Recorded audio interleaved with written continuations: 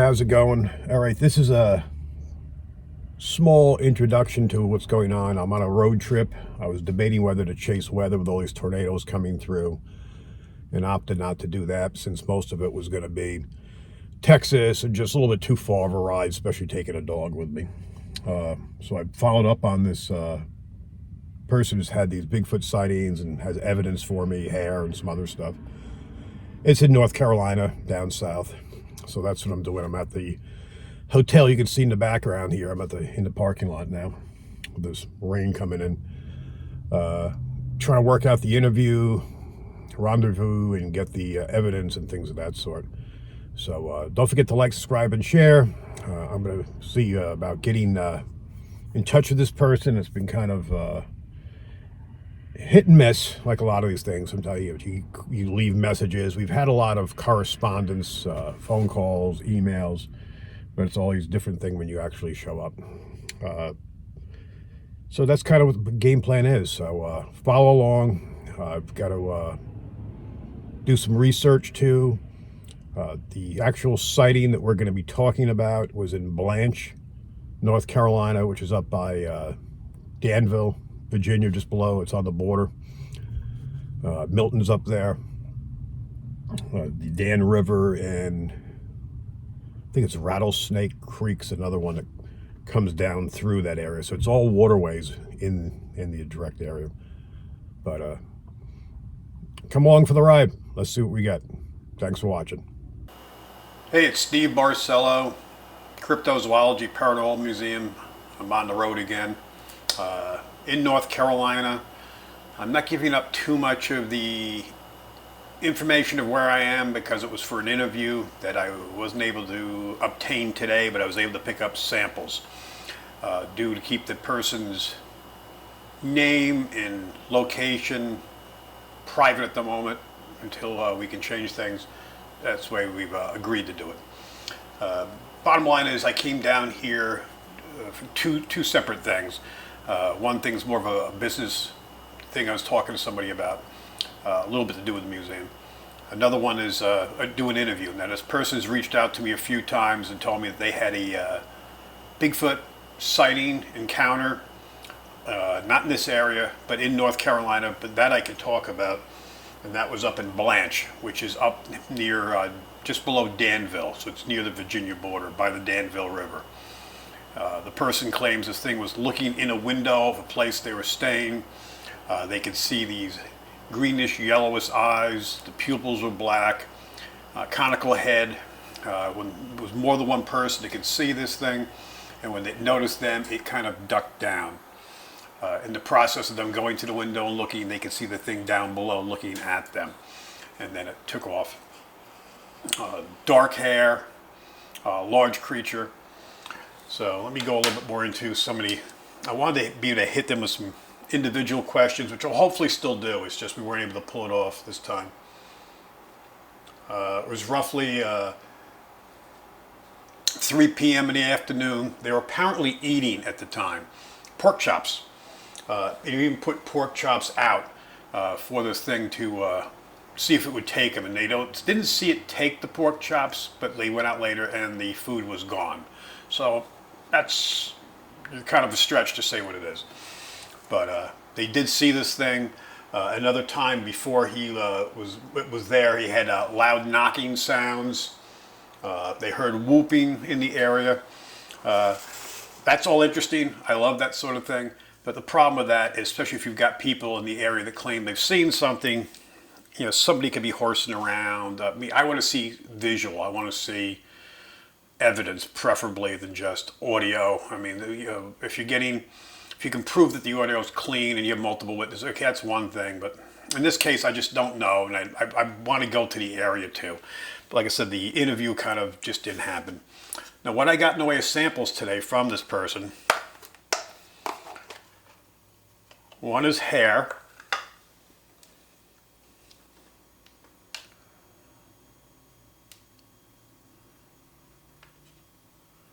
Which is kind of strange looking, if you can kind of see it there. I'm not making it too close, but I don't want to lose it. I don't know how much was contaminated before I got it. They kept a sample, I got a sample. but it's got something with it that looks kind of suspicious. But anyway, so that's one of the samples I got. So I want to do a little testing. If I can prove that it is actually hair, I will send it out for testing. And then this is some of the material. He says he found sort of like a bedding area. So it's kind of grass, it was matted down, and he's hoping there might be DNA or hair samples amongst this too. So they both came out of the same area, so I'm not too worried about using the same tweezers and the same things. And like I said, I'm not sure how well the contamination part was dealt with. So I just want to start a video by, I was going to start a video saying like, here I am heading out to go interview this guy and use his name or whatever I was going to use. And that kind of just went south. So I'm starting the hotel after briefly meeting the person, besides having multiple correspondence online and talking to the person, that I wasn't able to pull off an interview for various reasons. But I was able to get samples. So we're going to start it like this, and I'm going to go into more of the background, the area, and we're going to do some research and see what we can find in that general area as far as sightings.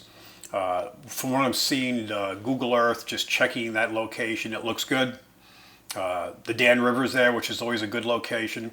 It's something of interest. I came back to the hotel after receiving the samples, and a little bit disappointed that the interview we weren't able to pull off the interview. Still working on it. I think we're going to make it work, even if we do it via Zoom. That might be the way to do it. And but anyway, on the way back here, I stopped and got a pizza. Figured keep it on the cheap. And it was this place called Brooklyn Pizza, and it was actually good pizza. I got plenty of it. And I pulled back into the parking lot here, and on the way here, I noticed some car like pretty much, following me. Kind of aggressively following me. And as I pull in, every turn I make, they make, and then I pull into the hotel parking lot and park, and it comes right around and parks next to me. And this woman gets out.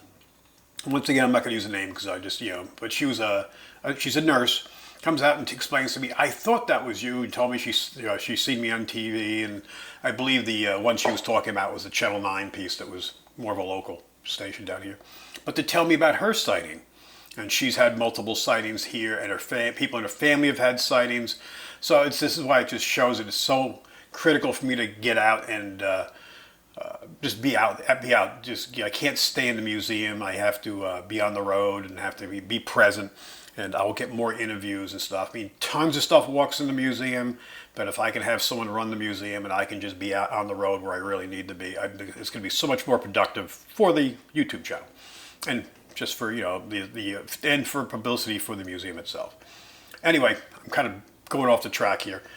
So this is what I've gotten so far here. It was a little bit of disappointment as far as what I was hoping to get, but that's the way these things are. Everything's very fluid. You never know what you're going to get. Sometimes a lot more, sometimes not as much. And today it's kind of wishy-washy. I got the samples, which is the big part.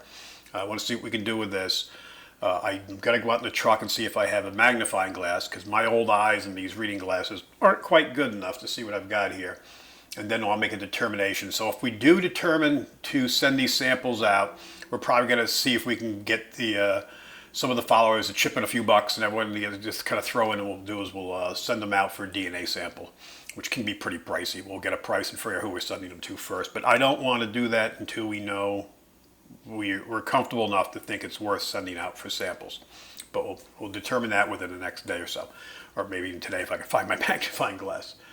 That being said, we're going to do a little more research here, and we'll carry on, and maybe I'll actually get the interview today or tonight if possible, but we're still working on it. So follow along. All right, this will be the beginning. All right, I'm glad I got a hold of you. We can finally do this interview. I was showing some of the samples that you got with the hair and some of the other things.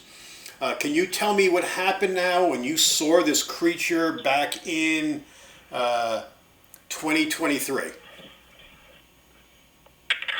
Yes, so I was outside around past 3 p.m.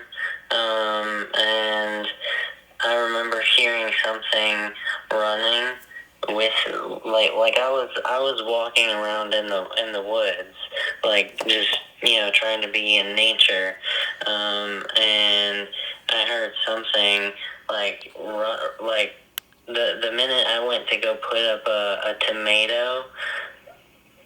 Well, okay, so I put up the tomato like early, like on a tree branch, at least, you know, taller than me. I'm like 5'6", 5'7". So, and when I came back to find the tomato, within like less than an hour, I'd say, of, you know, I'd put it up there and then I'd walk away and then I'd walk back. But the entire time I was looking in the ground for different tracks of different animals. Right. Like, you know, mountain lions, bears, coyotes, wolves, bobcats, panthers, cougars, foxes, you know, different predatory type animals. And I saw in the tall grass section of the yard that something had ran through that section. And then towards the last day at that home, I found a strange print in the ground, and then I heard a loud singular knock against a tree. The first day there, I swear I saw something peeking in the window, looking at me and blinking, while me and my roommates were eating, you know, dinner. You said on that And then it's the eyes were yellowish tint.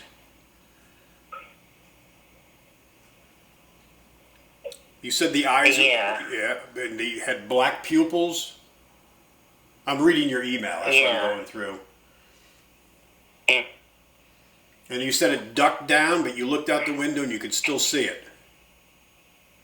Yeah, I could still see it, and then it disappeared. I don't know, like I don't know if it ducked down even more to where I couldn't see it, or if it just cloaked itself, or if it just vanished, or what. But yeah, it was, it was outside the window of the house there. And where is it? So what made you put the tomato out there? You were seeing things and hearing things first, or did you see the creature looking through the window first? So I used my sixth sense to detect where it, like I could sense where it was at, like, because I don't know, I could feel this kind of energy coming off of it, and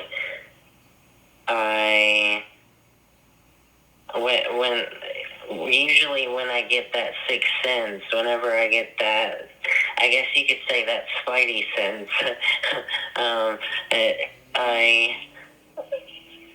I basically kind of pursue that, and I'll keep going, and then I'll see what it is. Like, there was an event in Colorado that kind of happened that's similar, that I did, where I encountered it, and it kind of, it terrified me to the point that I ran away from it in Colorado, and I got a scar on my left leg from it, and got hit by a vehicle.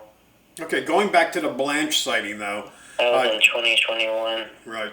But going back to the Blanch sighting, how did you find the fur and the other stuff you gave me? It looks like part of a nest.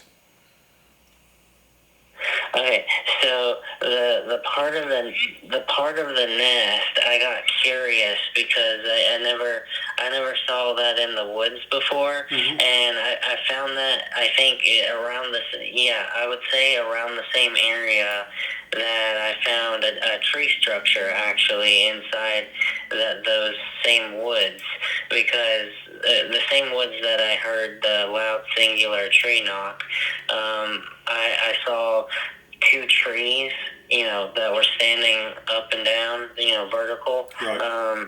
And then I saw a third one that was placed in between those two trees. And I knew that was an indication of Sasquatch, so I pursued that. All right, got a couple more questions here. I just want to stay on this subject here.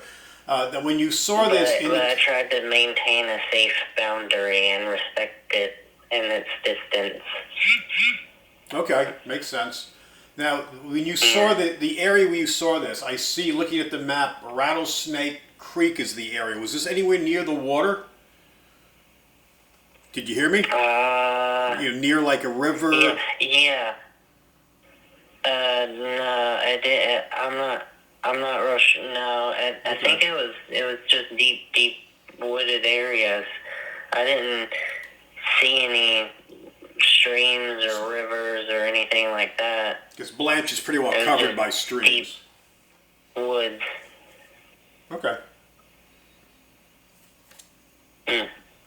So the hair was found in the same area as the nest? Yeah. Okay. Yeah. The hair I found on the ground, just like it was there and just laying there in front of me, and I got curious as to what it. I wanted to know what animal it identified with, because I didn't know. If it identified with an animal or a creature or a cryptid. I wanted to know. So. All right, very interesting.